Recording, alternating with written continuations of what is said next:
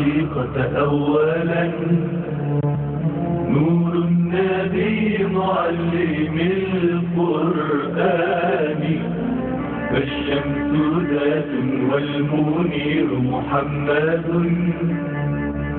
والنجم آل البيت في الفرقان. سبحان من خلق الحقيقة أولا، نور النبي معلم. الحمد لله رب العالمين، والصلاة والسلام على أشرف المرسلين سيدنا محمد النبي الهادي الأمين، وعلى آله وأصحابه وعترته الطيبين الطاهرين. المشاهد الكريم، السلام عليكم ورحمة الله وبركاته. النهاردة احنا عايزين نتكلم على المعنى العام للدين، مش من باب الإسلام والإيمان والإحسان، من باب المنهج التطبيقي. يعني احنا يمكن تكلمنا في حلقات سابقة على المنهج النظري، الإسلام والإيمان والإحسان، ولكن ازاي ابقى مسلم وازاي ابقى مؤمن وازاي ابقى محسن، ده بنسميه المنهج العملي او التطبيقي للدين. يعني عشان ابقى مسلم اعمل فرائض، لو عملت الفرائض بقيت مسلم. عايز اخش في الدرجة اللي بعدها، اخش بعد الفرائض على النوافل، بعد النوافل بتكون النتائج. طبعا احنا بنجيب حديثين من الاحاديث عشان نعمل مقارنة ما بينهم، تقوم تديك المقارنة دي او المضاهاة، بلاش المقارنة، عشان تديك يعني ايه مسلم. لما جبنا حديث سيدنا جبريل اللي هو بتاع سيدنا عمر بن الخطاب، حديث المشهور اللي الناس عارفينه كلهم، ما الاسلام ما الايمان ما الاحسان. لما تيجي تحط ما الاسلام تلاقي قصادها في الحديث القدسي اللي هو بيقول: من عادى لي وليا آذنته بالحرب. وبعدين مين المسلم؟ ولا يتقرب عبدي بشيء أحب إلي مما افترضته عليه. يبقى فرايض إسلام. فرايض يعني إيه؟ يعني أشهد أن لا إله إلا الله محمد رسول الله، إقام الصلاة، إيتاء الزكاة، صوم رمضان، وحج البيت إن استطاع إلى ذلك سبيلا. الخمسة دول بيقابلهم هناك: ولا يتقرب عبدي بشيء أحب إلي من الخمسة اللي بيخلوه في ما الإسلام. طيب ما الإيمان؟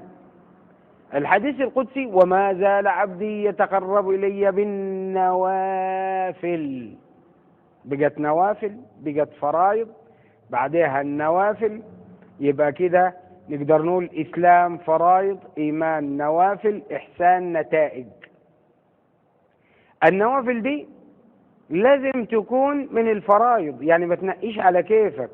يعني مش انت مثلا واحد ينقي لي فريضة الصوم يقول لك انا بحب الصيام فانا صوم، واحد تاني يقول لك لا اصل انا بحب تلاوة القرآن، واحد ثالث يقول لك لا انا بحب الصلاة بالليل اقوم اتوضى واصلي ركعتين، وكل واحد يجيب الاحاديث. ايوه كل الكلام ده مظبوط، ولكن مش بالتنقية اللي احنا بننقيها. يعني مش واحد عجبه الصوم واحد عجبه الصلاة واحد، لا لا لا.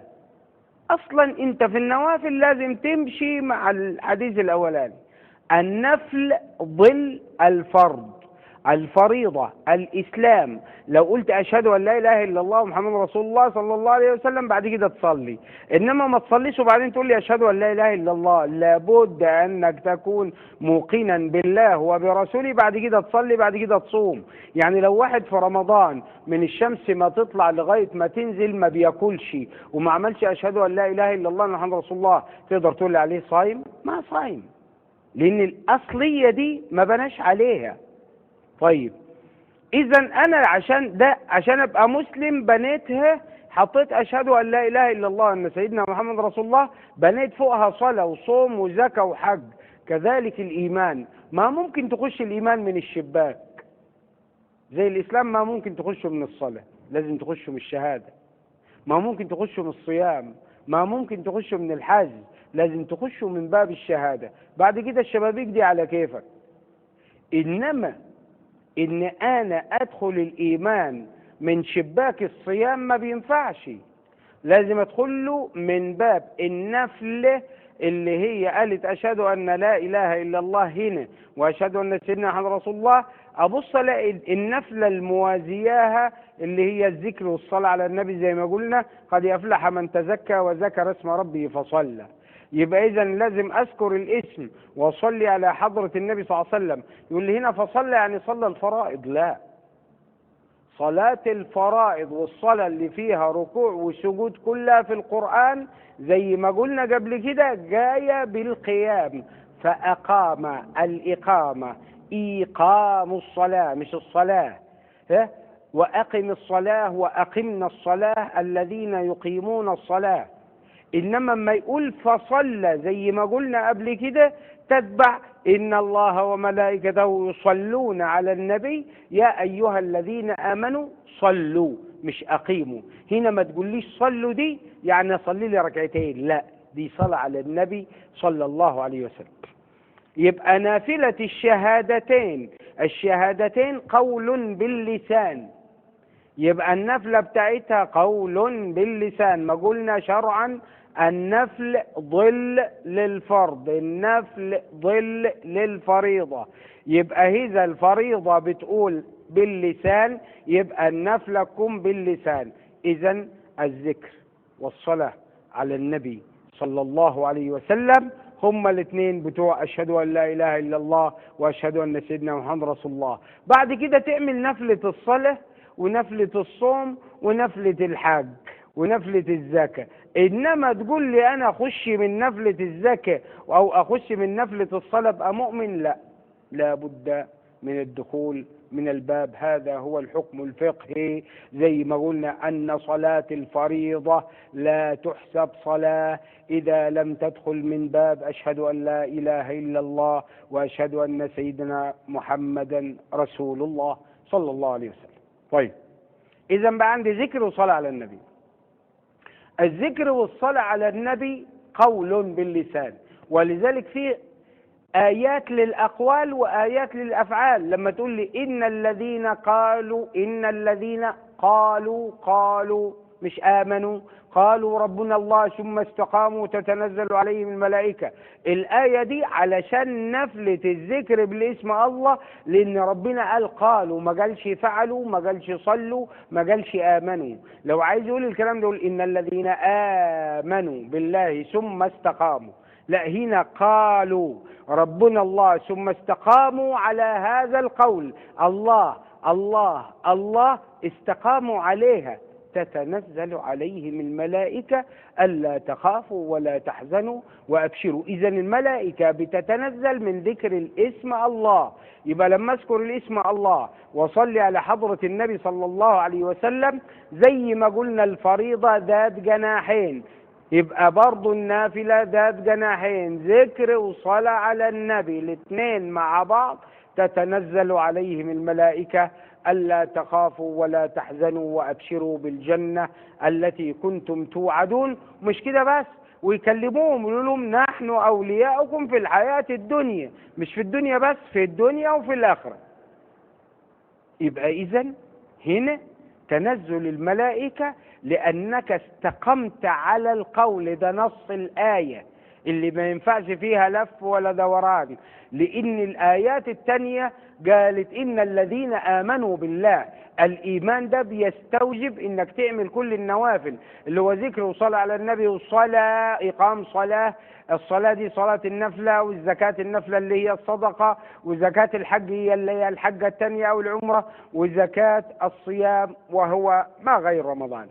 إذن القضية تكون واضحة، فريضة تقابلها نافلة، والنفلة ضل الفرض، وما ينفعش نخلط الأمور، لأن أهم حاجة في الدين بتاعنا فقها التمييز، أن تكون فقيها. فقيها يعني تضع الشيء في موضعه، وإلا تكون فاسقا، لأن الفسق شرعا أن تضع الشيء في غير مواضعه. إذا لما تجيب آية أو تجيب حديث وما تحطوش في مكانه فتبقى ده فسق.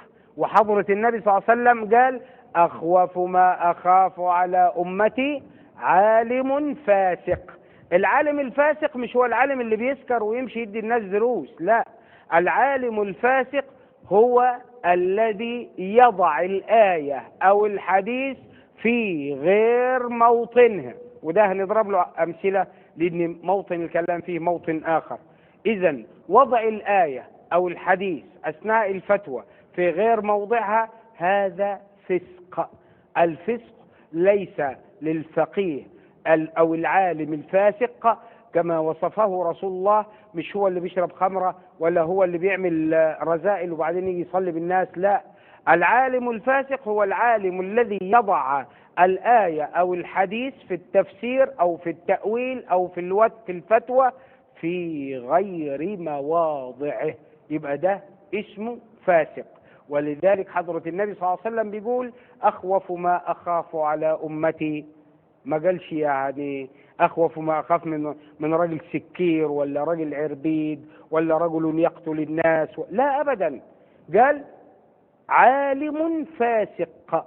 يعني ايه فاسق يا حضرة النبي صلى الله عليه وسلم صلى الله عليه وعلى آله؟ من هو العالم الفاسق؟ الفاسق هو من يضع الآية أو الحديث في غير مواضعه، يعني يفتي بدماغه ومن غير السنة بتاع حضرة النبي، ويفتي براسه بالقرآن وبالسنة. سيدنا عبد الله بن عباس نقل حديثا عن رسول الله صلى الله عليه وسلم قال فيه: من قال في القرآن برأيه فأصاب فقد أخطأ.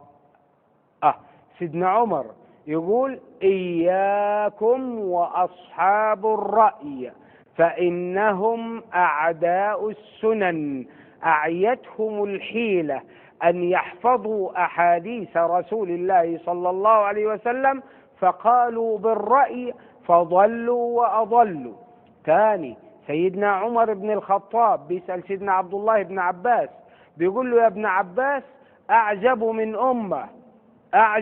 من أمة إلهها واحد ونبيها واحد وكتابها واحد وقبلتها واحدة ويختلفون.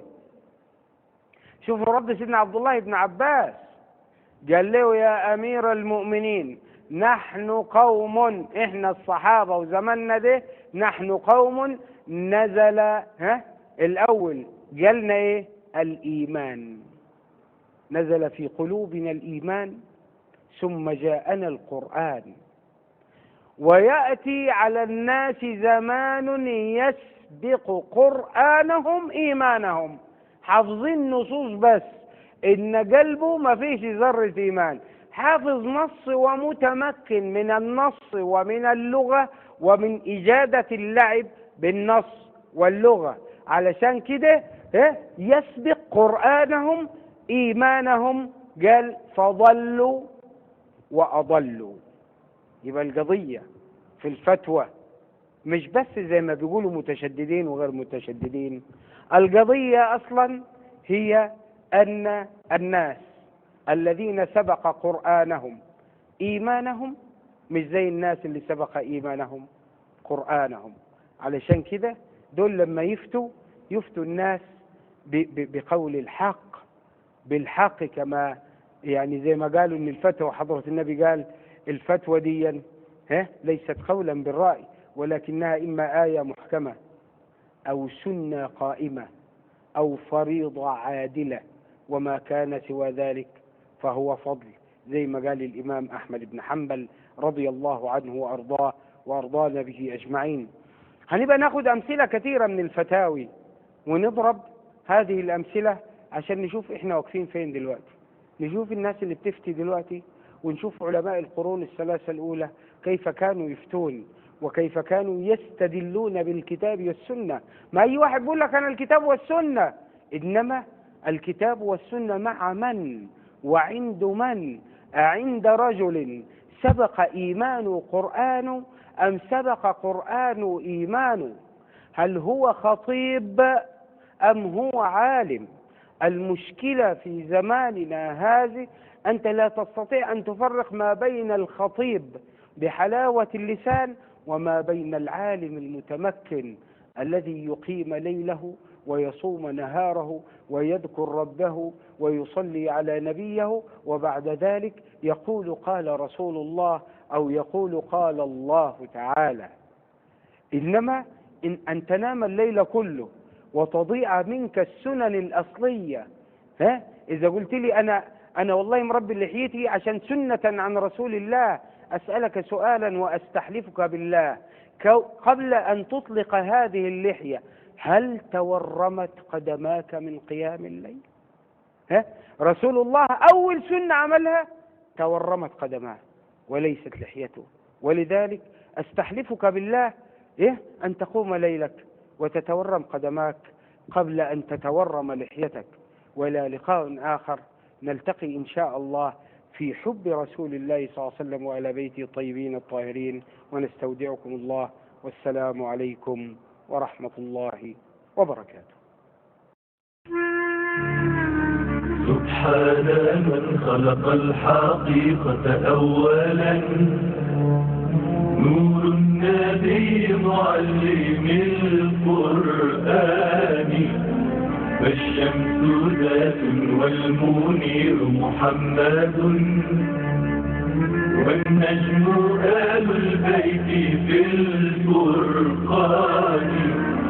سبحان من خلق الحقيقة أولا، نور النبي معلم.